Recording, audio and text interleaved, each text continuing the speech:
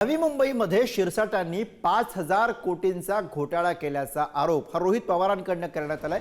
घोटाळ्यासंबंधित जमिनीची रोहित पवार यांनी पाहणी केलेली आहे। 7 तारखेपर्यंत संजय शिरसाट यांच्यावर कारवाई करावी अशी मागणी रोहित पवारांनी केली, अन्यथा पुढचं आंदोलन अधिक तीव्र करणार असल्याचा इशारा रोहित पवार यांच्याकडून देण्यात आला आहे। रोहित पवारांनी घोटाळ्यासंबंधित बॅग भरून पुरावे दिलेले आहेत। आम्ही त्यांना सांगितलं की 6 तारखेपर्यंत आम्ही शांत राहणार आहे, कारण का गणपती उत्सव आहे। त्यानंतर आम्ही खूप मोठी आक्रमक भूमिका तिथे घेणार आहोत। काही पुरावे त्यांना आम्ही दिलेले आहेत आणि कालची पुराव्याची जी पेनड्राईव्ह आहे ती आज त्यांच्यापर्यंत तिथं पोहोचून जाईल। त्यामुळे दोन्ही पुरावे त्यांच्याकडे असतील।